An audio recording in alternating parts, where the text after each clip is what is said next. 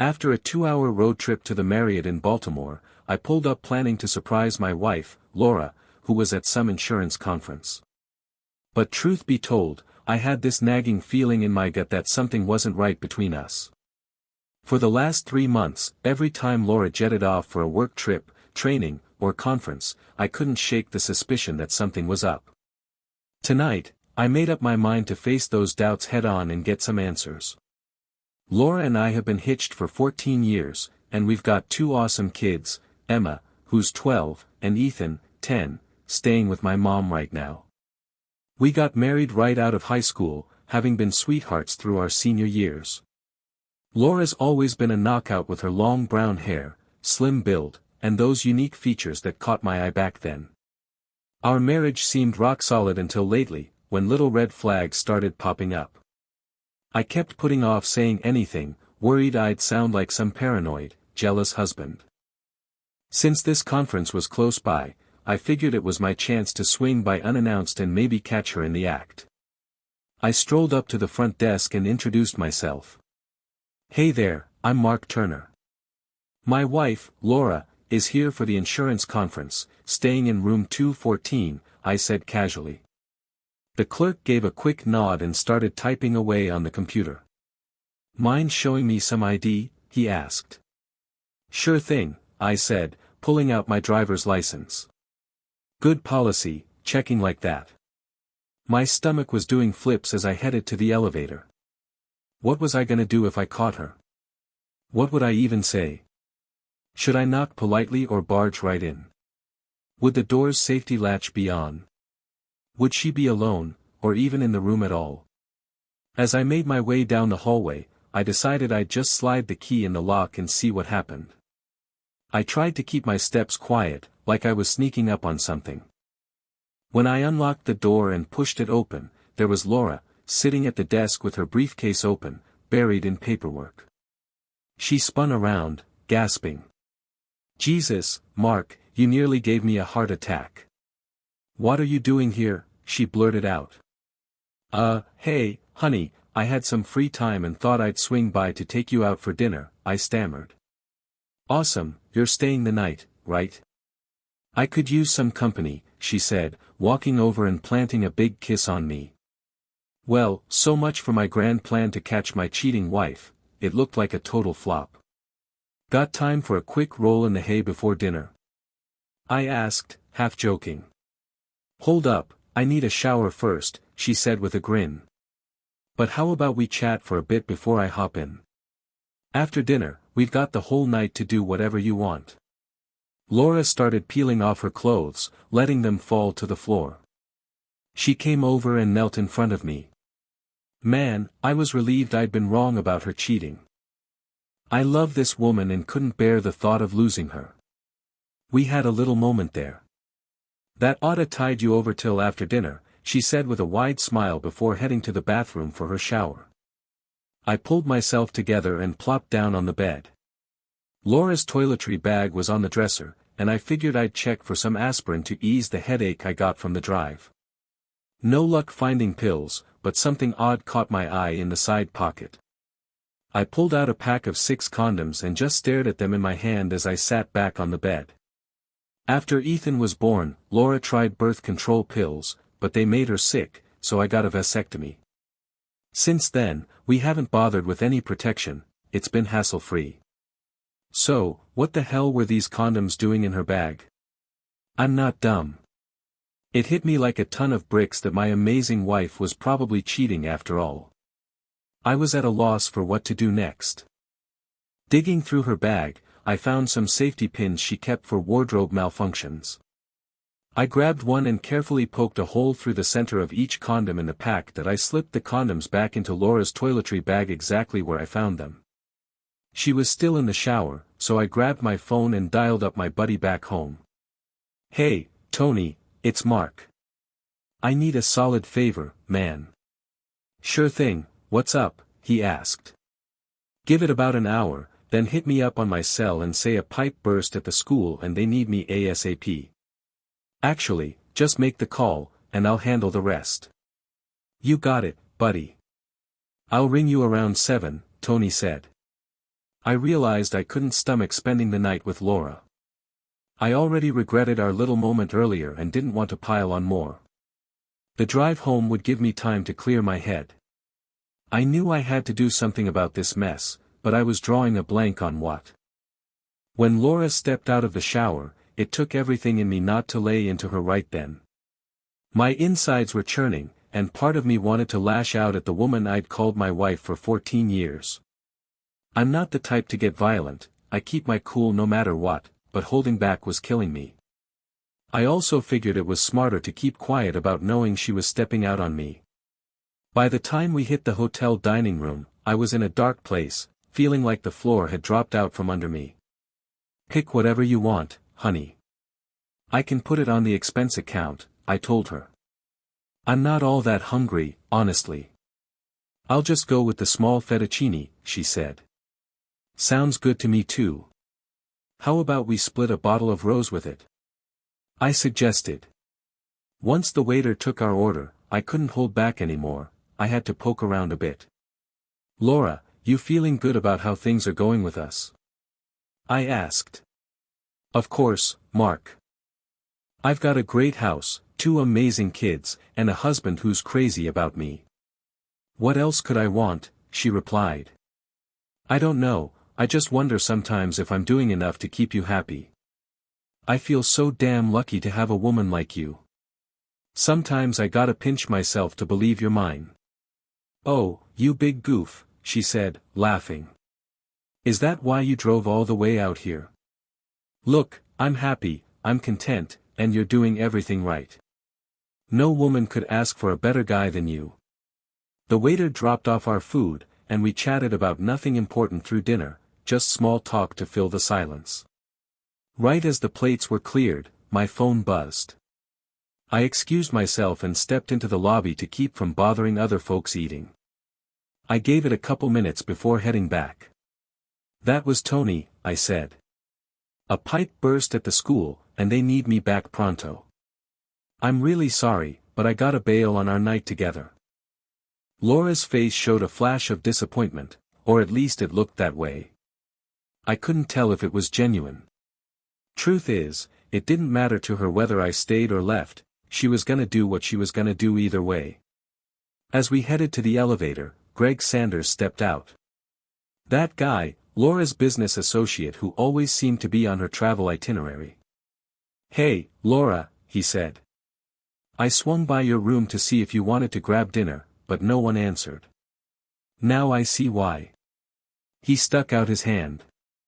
"Greg Sanders. You must be Mark. Laura's always talking about you." "Mark came down for the night, but something came up, and he's gotta head back," Laura said. "Guess I'll be sleeping solo again."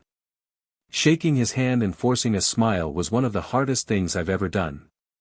Riding up in the elevator, I couldn't let it go, the thing eating me alive. "Laura, I really wish you'd quit your job. And honestly, I'd feel better if you weren't working so close with Greg. We've talked about this before, and it matters to me." "Mark, I've told you, I'm not quitting," she shot back. "I love my job, and Greg's teaching me a ton. You gotta drop this paranoid thing you've got about him." Laura and I headed back to her room, and after a quick peck on the cheek, I grabbed my bags and hit the road for home.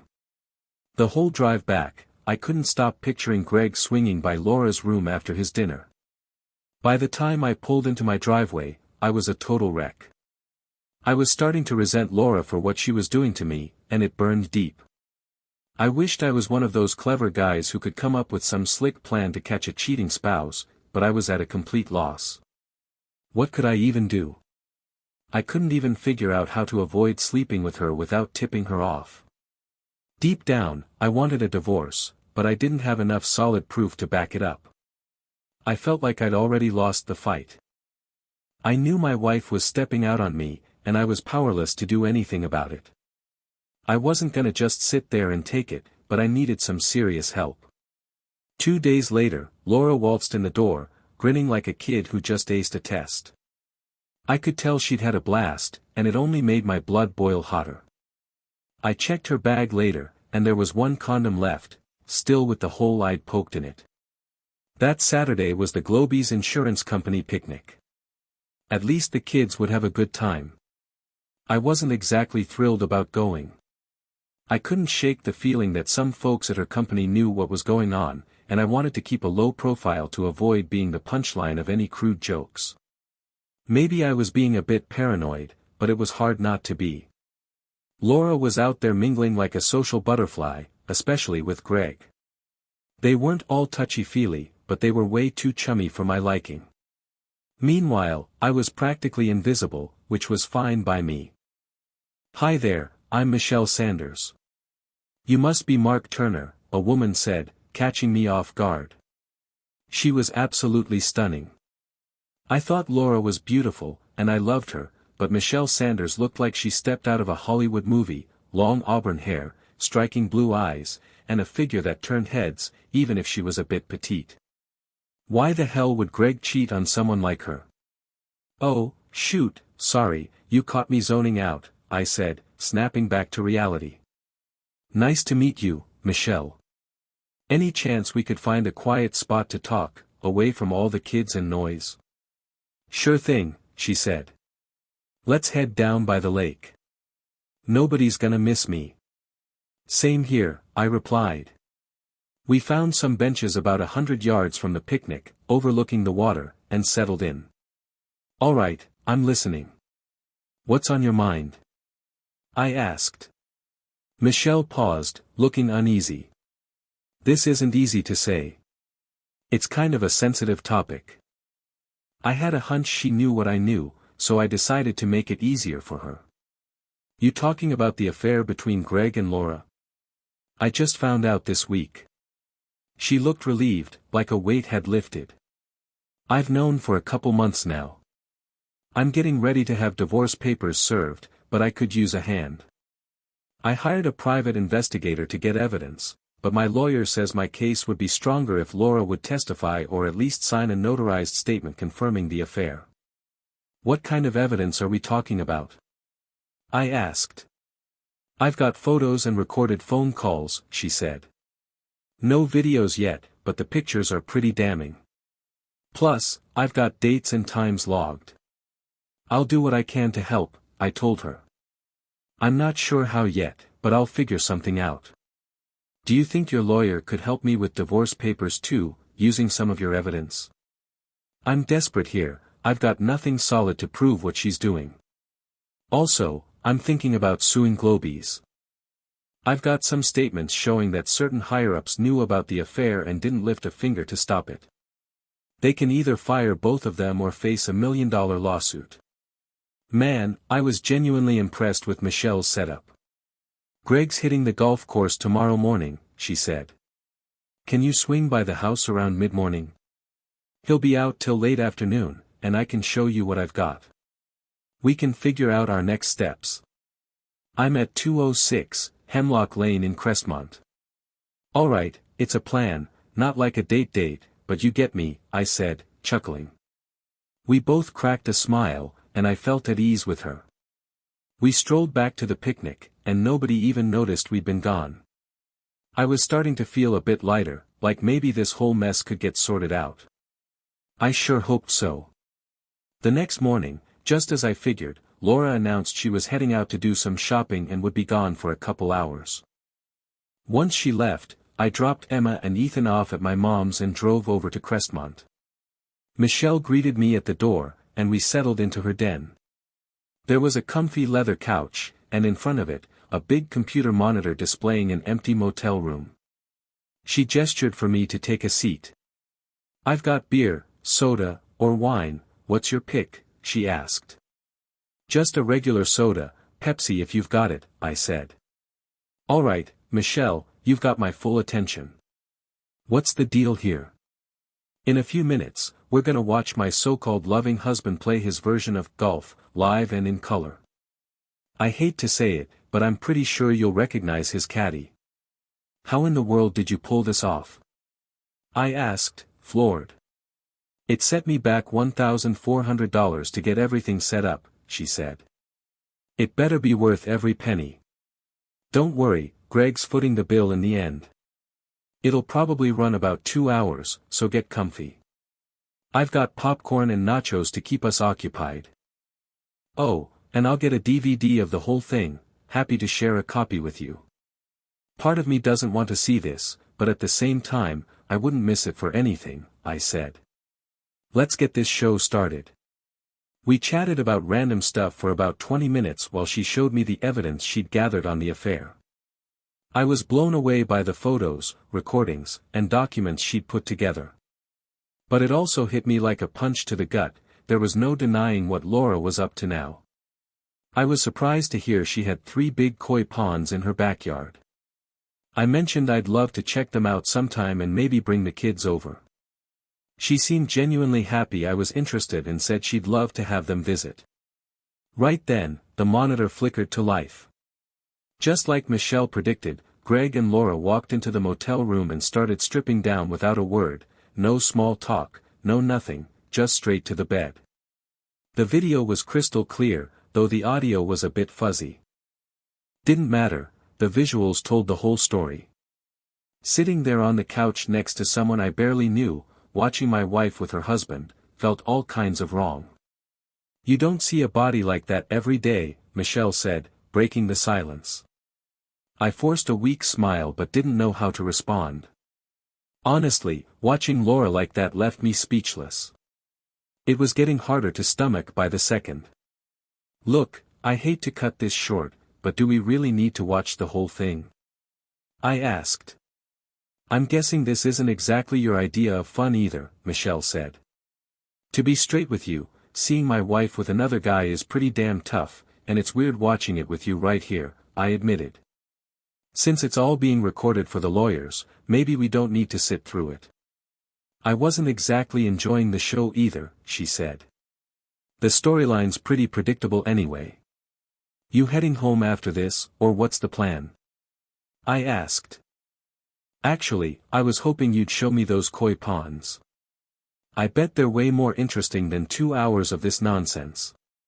Her face lit up, like she was thrilled I cared about something she loved. Michelle sprang up, and as we headed to the backyard, I could hear Laura hitting her peak in the motel room. I couldn't help but think I'd have a better afternoon than she was having. Her 3 koi ponds were absolutely amazing. I was especially drawn to the pumping and filtration setups, probably because I used to be a plumber before landing my job at the school. Michelle mentioned that Greg never lifted a finger to help with her hobby, so she had to hire folks for any pipe or pump work. Naturally, I offered to swing by and lend a hand whenever Greg was off playing golf. I wasn't trying to make a move on her, I was genuinely curious about the koi ponds, but spending time with Michelle was a nice bonus. A few hours flew by way too fast, and we headed back inside. The motel room on the monitor was empty, so I figured it was time to head home. Michelle promised to give me a call the next time Greg had a golf game so I could bring Emma and Ethan over. The next few weeks were rough. Every time Laura hopped in the shower, I'd sneak a peek in her bag, and there was always a fresh pack of condoms. I couldn't wrap my head around when she was finding the time to use them all. I kept a safety pin on my keychain, always ready to poke holes in them when I found a new stash. I kept waiting for the day Laura would announce a sudden trip to her sister's. After Greg's golf days, the kids would come home chattering to Laura about visiting the koi lady, but she never paid much attention. They'd show her drawings of the fish and ramble on about the names they'd given them. Laura never connected the dots that the koi lady was Greg's wife. She actually seemed relieved that I was keeping the kids busy while she was off doing her thing. I made 2 more attempts to convince Laura to quit her job and cut ties with Greg. Both times, she shot me down, hard. The second time got ugly, with her throwing some sharp jabs about my manhood when I started making excuses to avoid sleeping with her. Those comments stung, but they made it easier to justify what I was doing. Then, on a Tuesday night, she dropped the news I'd been expecting. "Mark, I've been really stressed out lately," she said. "I'm thinking about taking some time off work to visit my sister for a week or so. Can you handle the kids while I get a breather?" "Hey, I get it," I said. "You've been burning the candle at both ends with all the overtime." A trip to your sister's sounds like a solid plan, better than spending a year in therapy. Go relax, have fun. I've got everything under control here. Thanks for being so understanding, she said. All this extra work is for the family, but I might have pushed it too far. That night, I barely slept, my mind racing with everything I needed to do the next day. I was relieved the moment had finally come. Laura's sister, Linda, and her husband, Mike, lived about 3 hours away. Mike was an alright guy, but he jumped through hoops the second Linda said so. The town they lived in had 2 abortion clinics, and I'd done my homework, names, addresses, hours, and even the fine print for their services. Both clinics had a mandatory 2-day waiting period, so if Laura booked an appointment Wednesday, the earliest she could get a procedure was Friday. I figured she'd want to get it done quick to have a few days to recover before coming home. That gave me about a day and a half to get my plans in order. Piece of cake, once Laura headed out for her so-called rest and relaxation trip, I got to work putting my plan in motion. I sat down with my parents and laid out the whole mess. It was tough admitting I'd come up short as a husband, but they were supportive and had my back. The kids were thrilled to hang out with them, and Dad's truck would be a lifesaver for moving Laura's stuff out. My lawyer had all the divorce papers ready for me to grab Thursday morning. Michelle's paperwork was good to go too, and she planned to serve Greg at the same time I served Laura. The only thing nagging at me was whether I should give Laura one last shot to come clean. Deep down, I didn't hold out much hope she would. Dad and I spent the rest of the day boxing up Laura's things, keeping busy to keep my mind off it. Thursday morning, after a 3-hour drive, I pulled up to the first abortion clinic. No dice, Laura wasn't there. That left just one more place to check, the Family Planning Center. I walked up to the receptionist, trying to play it cool despite my nerves. "Hey, I'm Mark Turner. My wife, Laura, said I need to sign some kind of consent form," I said. "What kind of form are we talking about?" she asked. "I'm not sure of the exact name," I said, "but it's something saying I understand what's happening and won't cause any legal trouble or anything like that." "Hang on a sec. Laura Turner, right?" she said. "Yeah, that's her. Do you need my ID or anything?" She shook her head, clicking away at her computer for a moment. "Her sister signed for her, but your signature would be better. Let me grab the file real quick." Jackpot. Now I just had to keep it together for a couple more minutes. She slid a form across the counter and asked me to sign just below Linda's name. I noticed the procedure was set for Friday at 11 a.m., with instructions to arrive an hour early. "Do we owe anything else for this?" I asked, pulling out my checkbook and setting it on the counter. "No, your wife covered it, $800 in cash." "Nothing else is due," she said. "Thanks for your help," I said. "Makes this a lot smoother." When I got to Linda and Mike's place, the welcome I got was so over the top it was almost comical. Laura kicked things off. "Mark. What a great surprise. What brings you here?" "Well, Mom and Dad wanted to keep the kids for a few days, so I took some sick leave and figured I'd drop in," I said. "Guess I needed a little break too."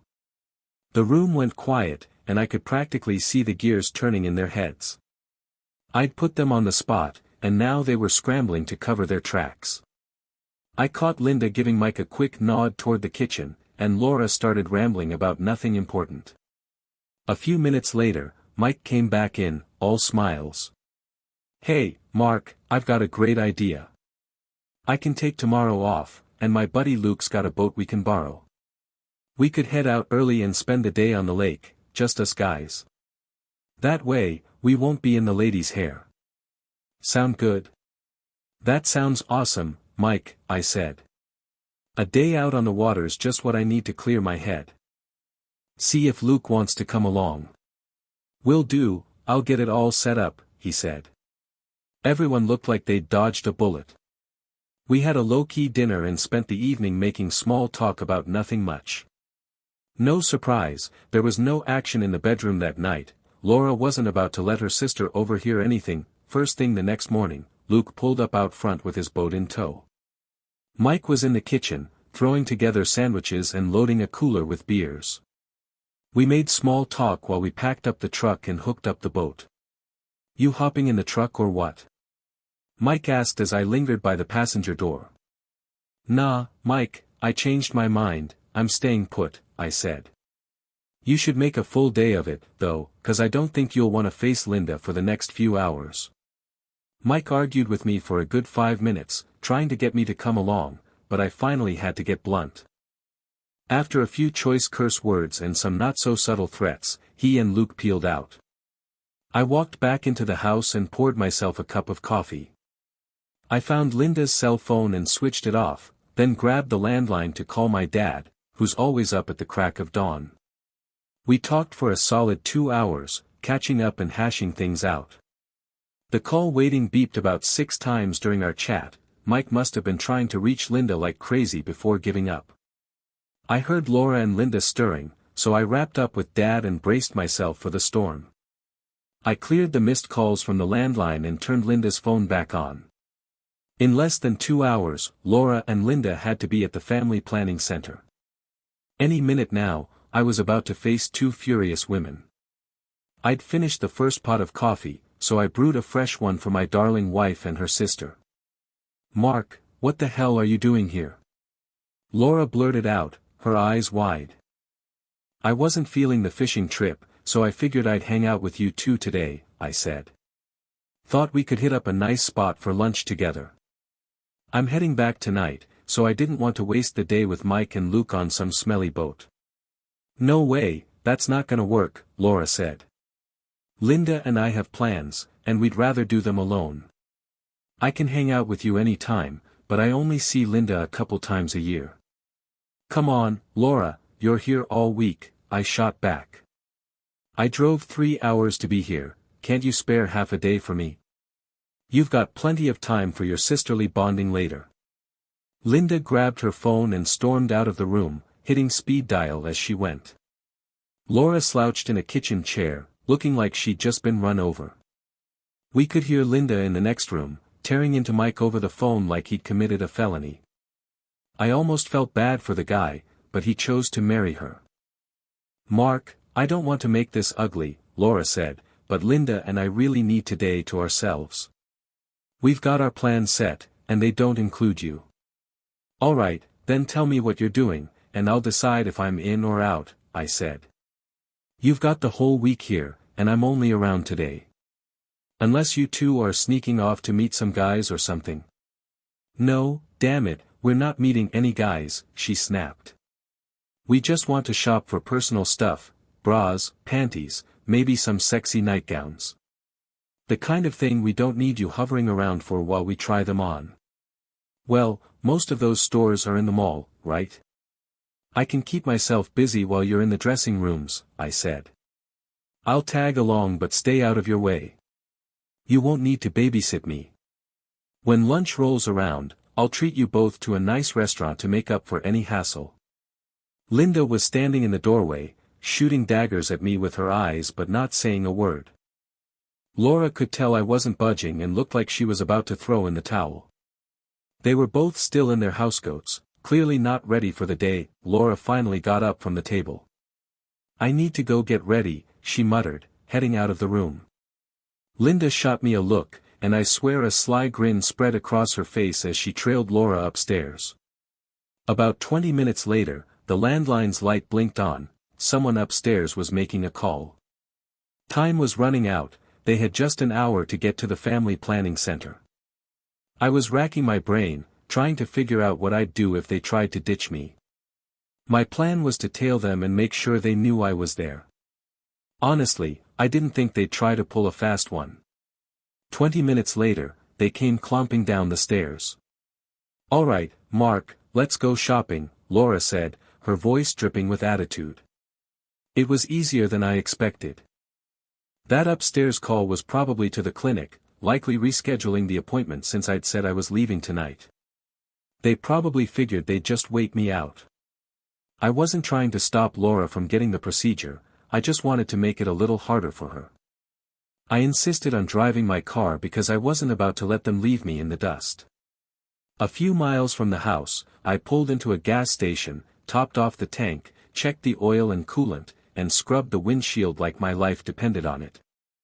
I took my sweet time, dragging it out longer than I ever had. Laura and Linda sat in the car, stewing in silence. When we got to the mall, I parked way out in the lot, ensuring we'd have a nice long walk. Once inside, I gave them space but kept them in my sights. I didn't care much about what they were buying or doing. They weren't having a good time, that's for sure, mostly just whispering to each other and waving their hands around. They grabbed a few items, probably just to prove they were shopping. I stayed out of sight but close enough to watch. Whatever they were talking about, it was intense. The appointment time came and went. I'd managed to throw a wrench in their plans, at least for today. I knew Laura would still go through with it eventually, so I wasn't planning to mess with her any further. Just after noon, they met me back at the mall's center court, where I'd said I'd be. We headed to Olive Garden for lunch and got back to the house around 2 p.m. Nobody said much during the meal or on the drive. I was grinning to myself the whole time. I knew they both despised me right now, and I couldn't care less. It felt oddly satisfying. I grabbed a beer from the fridge and kicked back on the sofa. When Mike finally rolled in, Linda laid into him for a solid half hour, tearing him apart like he'd personally ruined her day. He managed to slip out the door and vanished for a couple hours, showing back up by dinner. After the girls cleaned up the kitchen, I asked Mike and Linda if Laura and I could have a private word in the kitchen. Linda shot me one of her signature glares before they both shuffled into the living room. Laura was still fuming about how I'd derailed her day. I could tell she wasn't in the mood to play nice. "Look, Laura," I started, "I'm gonna ask you one last time, will you quit your job and stop seeing Greg Sanders?" Her jaw tightened, and she looked like she was seconds away from slugging me. "God damn it, Mark, I'm sick of hearing this crap," she snapped. "I'm done with you bringing it up over and over. You know my answer, it's the same as always, and it's not changing. Either drop it or get the hell out." I reached into the manila envelope next to my chair and pulled out a legal-sized packet. "Alright, Laura, I've asked you at least 10 times over the past 2 months to quit your job and stop seeing Greg, and every time you've shut me down," I said. "You left me no choice. These are divorce papers. Just sign them and send them back. There's a stamped, addressed envelope inside. Feel free to have a lawyer look them over if you want." She leaned across the table, glaring at me like I'd lost my mind. "You idiot, you can't just divorce me because you don't like my job or my friends," she snapped. "You need actual grounds for a divorce, and you've got nothing. You need to go home, pull yourself together, and stop this nonsense. I'm your wife, and I'm not giving up my home or my family just because you're throwing a fit about where I work." "Oh, I've got grounds," I said, reaching back into my envelope and pulling out a stack of photos. I laid 6 pictures on the table, showing Laura with Greg in a way no husband should ever see.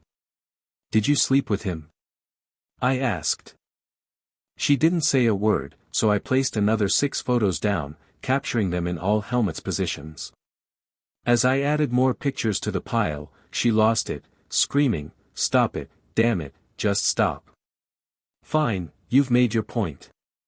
You've been spying on me, you sneaky bastard. If you knew something was going on, why didn't you man up and deal with it?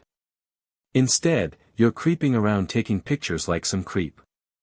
You're pathetic with all your whining." Right then, my phone rang. "Hey, Dad, everything good? 10 minutes. "Perfect, thanks," I said, hanging up. Laura's eyes flashed. "What was that about?" she demanded. "Dad's on his way with your stuff to drop off here at Linda's," I said. "He'll be here in about 10 minutes. The locks on the house have been changed. If we missed anything, let me know, and I'll get it sent to you." She sat there, speechless, her face frozen. "Here's the title to your car, I signed it over to you," I continued. In this envelope is half our bank account money, about $12,000. I've set up visitation for the kids, once a week, and I'm open to one overnight a month if you sign a notarized statement admitting to the affair. Oh, and one more thing, I've got a DVD from your May 10th visit to the Scandi Motel with Greg. 2 hours of you two doing everything in these photos. As I gathered up the pictures, I said, I didn't take these myself. Honestly, I didn't care about the details of what you were doing, I just hated being played for a fool. One last thing, a little keepsake of our marriage. I unhooked the safety pin from my keychain and slid it across the table. What's this supposed to be? She asked, her voice sharp. That's the pin I used to poke holes in every condom in your bag for the last 2 months, I said. You went through 48 of them in 2 weeks, huh? Greg's getting more action than I ever thought possible. Lucky guy. You disgusting little rat, she spat. That's the lowest thing I've ever heard. No, Laura, the lowest thing is sleeping with someone you're not married to, I shot back. I may be a jerk, but you're the one who cheated. By the way, you never once said you were sorry or apologized for any of it. I don't think you deserve to be my wife. I'm done. Dad's pulling up now. Goodbye, Laura. Good luck with your abortion on Monday. That's when the tears finally started rolling down her face that I stepped out of the room, leaving everything behind me. Linda rushed in to console her, while Mike trailed after me onto the front porch. He grabbed my arm and blurted out, "What the hell are you thinking, man?" He looked genuinely concerned. You and Laura have been together for 14 years. You can't just toss all that away because of some mix-up. I shot back, a mix-up, Mike. Then why did my wife come down here to see you and Linda? Mike stared at the ground for a moment, clearly searching for words. Finally, he just said, "Sorry, Mark. Let me give you a hand with the truck." We managed to unload the truck in about 10 minutes.